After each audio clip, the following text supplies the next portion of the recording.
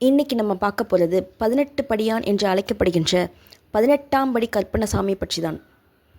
கருப்பசாமி, கருப்பண்ணசாமி, கருப்பு என பல பெயர்களில் மக்களால் அழைக்கப்படும் கருப்பசாமி தமிழகத்தின் மிக முக்கியமான காவல் தெய்வமாக வணங்கப்பட்டு வருகிறார். காவலுக்கு உரிய தெய்வமாக விளங்கக்கூடிய தெய்வம் அப்படின்னு சொன்னாலே அதில் முதல்ல நமக்கு வர பெயர் என்ன அப்படின்னா, மதுரை அழகர் கோவிலை காவல் காத்து கொண்டிருக்கும் மிக சக்தி வாய்ந்த தெய்வமான 18ஆம் படி கருப்பண்ணசாமி தான். இந்த 18ஆம் படி கருப்பண்ணசாமியின் வரலாற்றை பற்றி இந்த பதிவில் பார்க்கலாம். இந்த கருப்பண்ணசாமியின் தோற்றம், இவர் எதற்காக எங்கே அவதாரம் பண்ணினார்னு பார்க்கலாமா? ஹரிகர புத்திரனான அவதாரம் செய்த பாலசாஸ்தாவான ஐயப்பன் மகிஷியை வதம் செய்ய புறப்பட்ட போது சிவபெருமான் தனது அம்சமாகிய கருப்பசாமியை அழைத்து, ஐயப்பன் சிறு வயதினன், அவன் படைக்கு நீ சேனாதிபதியாக தலைமையேற்று அவன் வெற்றி பெற உதவி செய் என ஆணையிட்டாராம். அப்படி தோன்றிய கருப்பசாமியின் தோற்றம் எப்படி இருக்கும் தெரியுமா? கருப்பு உருவம், தலையில் பெரிய தலைப்பாகை, நெற்றியில் திருமண், மிரட்டும் விழிகள், முறுக்கு மீசை, ஓங்கிய கையில் வீச்சருவாள், மறுக்கையில் கதை, இடுப்பில் கச்சை, காலில் சல்லடம், வெள்ளை குதிரை பவனி. இவருடைய ரூபத்தை பார்க்கும்போதே பயம் என்பது நமக்கு வராது. அவருடைய உருவமே இவ்வளவு சிறப்பு என்றால் அவருடைய அருள் மிகவும் சிறப்பாக இருக்கும். அந்த கருப்பசாமி அழகான ரூபத்தோடு பாலசாஸ்தாவை பின்தொடர்ந்தார். மகிஷியை வதம் செய்த பின் தன்னுடைய அவதார நோக்கத்தை முடித்து கொண்ட ஐயப்பன் சபரிமலை சென்று தர்மசாஸ்தாவாக அமர்ந்தார். சாஸ்தாவான ஐயப்பரின் வெற்றிக்கு துணை நின்ற கருப்பசாமியை சபரிமலையில் தனது இடத்தை எடுத்தபோது கருப்பண்ண சுவாமியை அந்த புனித ஸ்தலத்தின் காவலராக நியமித்தார்.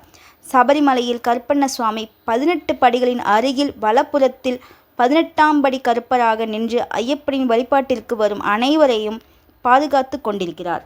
இவ்வாறு மலையாள தேசத்தில் இருந்த கருப்பசாமி எப்படி அழகர் மலைக்கு வந்தார், அதில் உள்ள சுவாரஸ்யமான கதை பற்றி பார்க்கலாம். வளமிக்க மலையாள தேசத்தை ஆட்சி செய்து வந்த அரசன் ஒருவன் ஒருமுறை பாண்டி நாட்டில் உள்ள அழகர் கோவில் வந்தான். பள்ளி கொண்ட அழகே உருவான கள்ளழகரை தரிசித்தான்.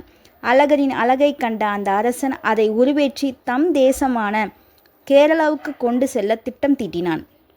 நாடு திரும்பிய அரசன் மந்திர தந்திரங்களில் நன்கு தேர்ச்சி பெற்ற 18 கேரள மந்திரவாதிகளை தேர்வு செய்து அழகரின் சக்தியை எடுத்து அழகரை கேரளம் தூக்கி வரும்படி கட்டளையிட்டான். அதற்கு மந்திரவாதிகள், கள்ளழகரை அழைத்து மந்திரங்களால் கட்டி போடுவது என்பது சாதாரண விஷயம் அல்ல, அது மிகப்பெரிய சவால். அதனால் வழித்துணைக்கு எங்களுக்கு ஒரு காவல் தெய்வம் வேண்டும் என்று கூறினார்கள். அரசர் யார் வேண்டும் என்று கேட்டார். அதற்கு அவர்கள், சபரிமலையில் காவல் காக்கும் கருப்பசாமி எங்களுக்கு காவலாக வர வேண்டும் என்று கேட்டார். கருப்பசாமியை மந்திரவாதிகளின் பயணத்திற்கு பாதுகாவலனாக தலைமை தாங்கும்படி வேண்டி பிரார்த்தனை செய்தான் அரசன். இதன்படி 18 மந்திரவாதிகளுக்கும் காவலாக மலையாள தேசத்தின் காவல் தெய்வமான கருப்பசாமி வெள்ளை குதிரை மீதேறி அவர்கள் முன்னே சென்றார். காவல் தெய்வத்தின் பின்னே இவர்கள் அழகர் மலை நோக்கி புறப்பட்டனர். இருவரும் அழகர் மலையை அடைந்தனர். அழகர் மலைக்கு காவலாக கருப்பசாமியை வைத்துவிட்டு 18 பேரும் உள்ளே வருகிறார்கள். அவர்கள் அழகரை கண்டு மயங்கி விடுகிறார்கள்.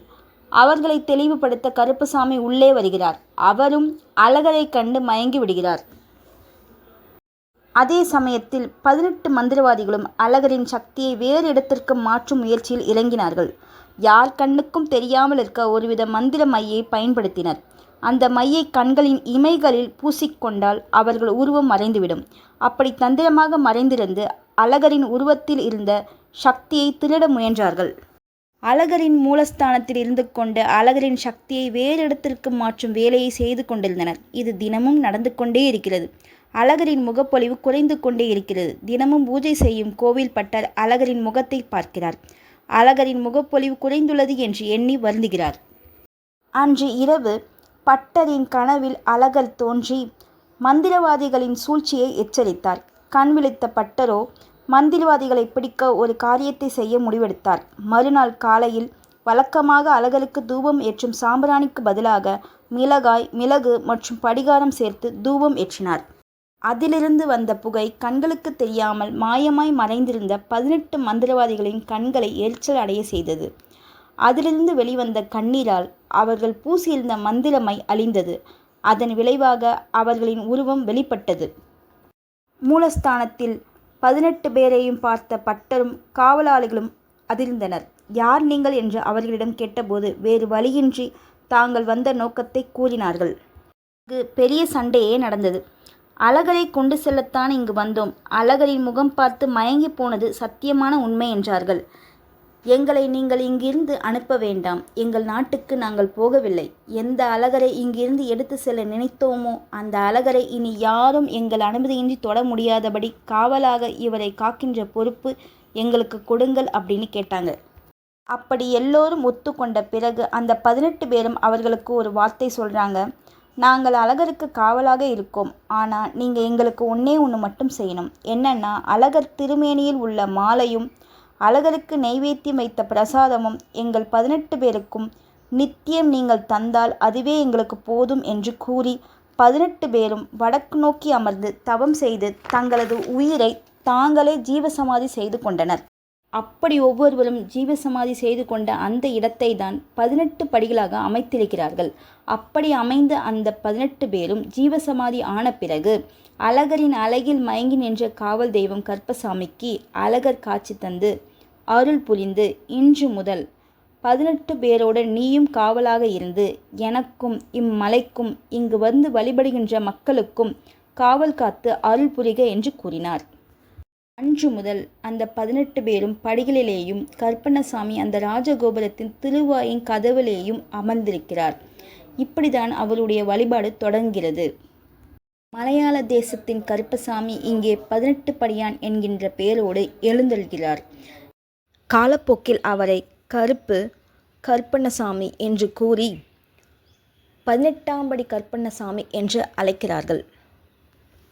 கருப்பசாமி அந்த கதவிலேயே இருந்து காவல் காத்து வருகிறார். அவருக்கு அழகருக்கு சாத்தப்படும் மலர் மாலைகள், அழகருக்கு படைக்கப்படும் அர்த்தஜாம பூஜை பிரசாதங்கள் 18ஆம் படி கருப்பசாமிக்கு இன்று வரை வழங்கப்பட்டு வருகிறது.